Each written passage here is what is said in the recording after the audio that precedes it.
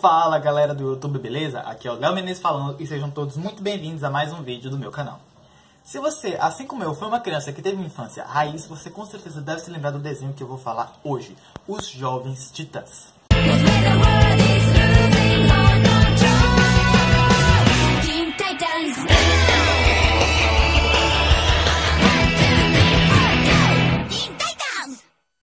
Conhecidos por muita gente graças à série animada que a Cartoon Network produziu entre os anos de 2003 e 2005, ultimamente os Jovens Titãs têm estado bastante em alta na internet, por vários motivos. O filme Teen Titans Go, que recentemente chegou aos cinemas pelas mãos da Warner Bros., e a série em live action dos Titãs, que está cada vez mais perto de ganhar sua segunda temporada, que já foi confirmada para o dia 6 de setembro deste mesmo ano para estrear nos Estados Unidos, mas só mais tarde que a Netflix deve disponibilizar a temporada internacionalmente. Além, é claro, de um crossover que vai ser feito entre os Jovens Titãs originais e os Jovens Titãs em Ação, que a gente não sabe quando é que vai ser lançado ainda, mas os fãs originais estamos muito ansiosos para ver isso.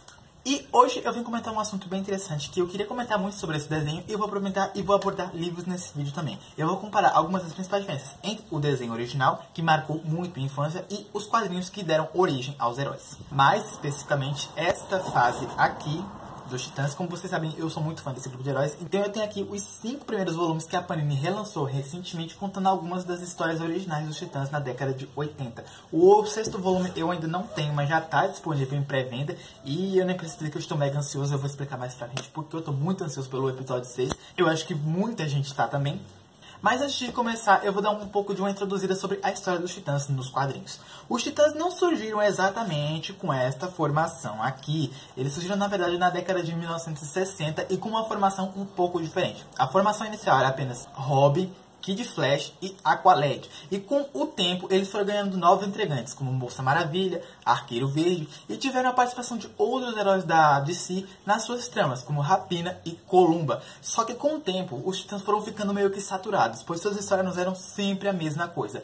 Heróis lutando contra vilões, sem nenhum diferencial. Com o tempo, as histórias foram perdendo a graça e os quadrinhos foram cancelados e foram ressuscitados de verdade só na década de 80, quando George Pérez e Marv Wolfman lançaram estas edições aqui, que trouxeram os Titãs, digamos que para o topo entre os quadrinhos mais vendidos da década de 80 por N motivos. Um dos principais é que aqui os Titãs eram abordados não apenas como heróis, mas também como humanos, mostrando que, além de serem super-heróis, os Titãs também tinham uma vida com certos problemas pessoais, envolvendo amizades, relacionamentos amorosos, família e, em alguns casos, inclusive preconceito, e aqui também possuímos críticas sociais. Infelizmente, com o tempo, como foram trocando os roteiristas e os desenhistas dos quadrinhos, as histórias acabaram perdendo um pouco a graça e os Titãs passaram por várias formações. Eles só voltariam mesmo a ficar muito famosos mundialmente com o lançamento da série pela Cartoon no ano de 2003, que tornou o grupo um dos mais famosos dentre as principais equipes de heróis já conhecidas. E, embora o desenho seja, sim, uma ótima adaptação aos quadrinhos, sim, existem algumas alterações e que vale a pena ser comentado. Para começar, uma das primeiras alterações, que digamos que é a que mais me incomoda depois que eu passei a ler os quadrinhos, é quanto à formação dos Titãs. E a formação do desenho é a seguinte: Robin, Estelar, Mutano, Cyborg e Ravena. 5 integrantes. Mas como podemos ver aqui, nesse quadrinho, os Titãs aqui possuem 7 integrantes. Além dos que eu já falei. De novo, senhora. Nós temos aqui Kid Flash e Moça Maravilha. Bem, o Kid Flash ele chega a aparecer sim na série animada dos Titãs lá na 5ª temporada, num dos últimos episódios. Aliás, ele aparece em 2 episódios. Já a Moça Maravilha não aparece em nenhum episódio. Ela chega a aparecer assim num frame bem rapidinho no episódio, mas ela não aparece de verdade, ela não tem nenhuma cena de luta, nada. O que realmente me deixou bastante chateado, gente, porque realmente a dona, que é a Moça Maravilha nessa edição aqui, é uma personagem excepcional. Eu simplesmente amo muito a Dona Troy. Sem falar que a Dona tem um papel muito importante na história dos Titãs, pois foi Dona Troy, Moça Maravilha, quem decidiu que o nome do grupo seria Titãs, em referência aos Titãs da mitologia grega, lugar onde ela se criou com suas irmãs amazonas. O desenho também deu uma pequena mexidinha na personalidade de alguns dos heróis, como a Estelar, o Kid Flash, o Cyborg e a Ravena. O Kid Flash foi mais ou menos, porque, como eu disse, ele só aparece em 2 episódios da 5ª temporada, mas ainda assim ele teve uma personalidade bem clara. O Kid Flash se mostra um personagem brincalhão, divertido, bem irônico e eu gostei muito dele no desenho por causa disso. Já nos quadrinhos, o Kid Flash, que é o Wally West, é meio diferente. O Wally West se mostra um personagem bastante sério, pois ele vive sempre com um conflito pessoal de ou ser um adolescente normal ou ser um super-herói. É algo que sempre assola muito a mente do Kid Flash. Isso e também o fato de que ele é apaixonado pela Ravena, só que ele vive com a dor do fato de que ela não pode corresponder aos sentimentos dele. E eu vou falar um pouco mais disso pra frente. O Cyborg também tem a personalidade um pouco diferente, não tanto no primeiro desenho, mas nessa nova série nova que é o Jovens Titãs em Ação, que eu não vou mentir, gente, eu quase detesto esse desenho, realmente não gosto. E o fato é que no desenho, o Cyborg, ele se mostra um pouco sério e um pouco bem-humorado. Nesse novo Jovens Titãs em Ação, o Cyborg é um verdadeiro piadista, bem metido a palhacinho. Só que nos quadrinhos, o Cyborg é um personagem muito sério. Victor Stone é um garoto muito sério e muito amargurado, com muita raiva da vida, praticamente. Por inúmeros fatos. Pelo fato de que ele nunca teve amigos de verdade, pelo fato de que ele já sofreu racismo, pelo fato de ele ter perdido a mãe e pelo fato dele ter se tornado praticamente um monstro, metade homem, metade máquina. Ou seja, o Cyborg vive com esse conflito pessoal de autoaceitação. A Estelar também teve um pouco da personalidade alterada, pois no desenho a Estelar a gente sempre vê ela como uma garota ingênua, inocente, doce, mas quando precisa ela é mais forte do que parece.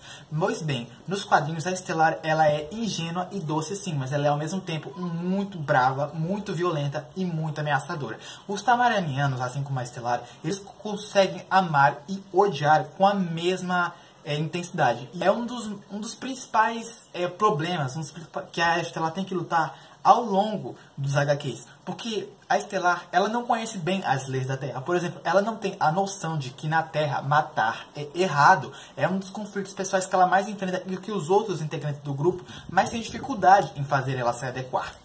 E a Ravena, a questão é que no desenho a gente vê que a Ravena ela é antissocial, fechada, só que ela também é bastante sarcástica. Ela tem aquelas tiradas com o Mutano que são muito divertidas, fazendo dela praticamente a personagem favorita da maioria das pessoas.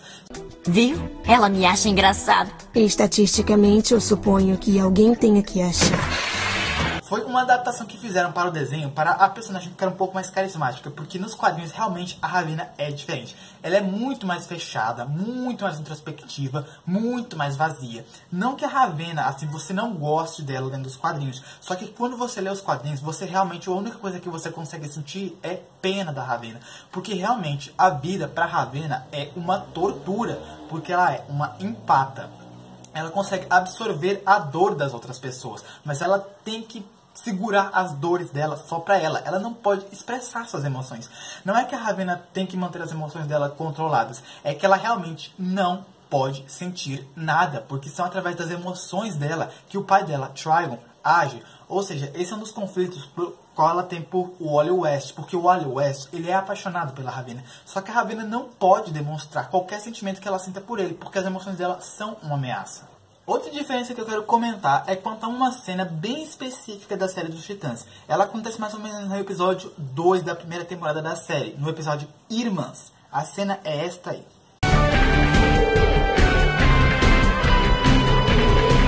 Olá, mana! Você vai devolver o que roubou e vai se entregar pra polícia, tá ouvindo? E o que é que você vai fazer se eu não quiser?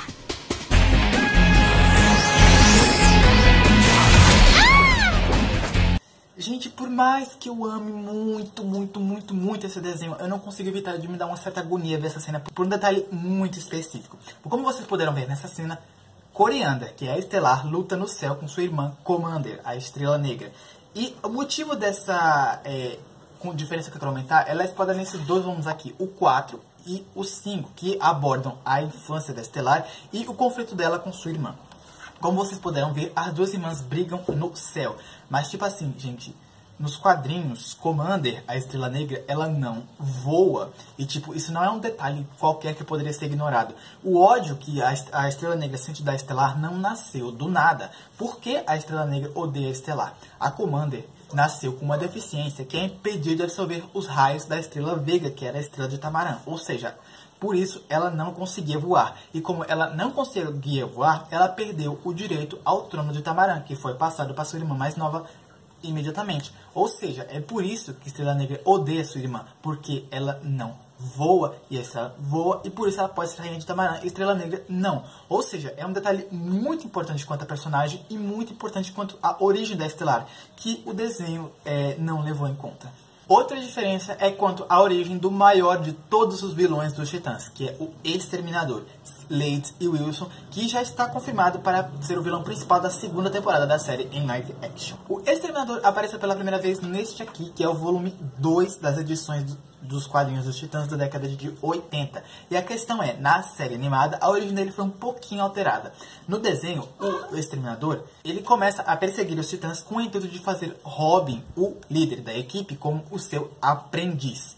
Simplesmente. Já aqui nos é mostrado uma origem um tanto quanto diferente do Exterminador. O Exterminador aqui, ele na verdade foi contratado pela Colmeia para destruir os jovens Titãs. Só que recusando a proposta inicial da Colmeia devido ao fato deles não pagarem adiantado os serviços de Slade, mais tarde o Slade ele teve uma treta pessoal com os Titãs, porque durante uma batalha os Titãs acabaram matando um dos seus filhos, pois Slade teve 3 filhos, fazendo sim de Slade o seu maior inimigo. Além de que, no desenho, em momento algum nos é visto algum contato de Slade com a Colmeia, já que Slade aparece apenas nas temporadas 1, 2 e 4, enquanto a Colmeia só é realmente abordada na 3ª temporada do desenho.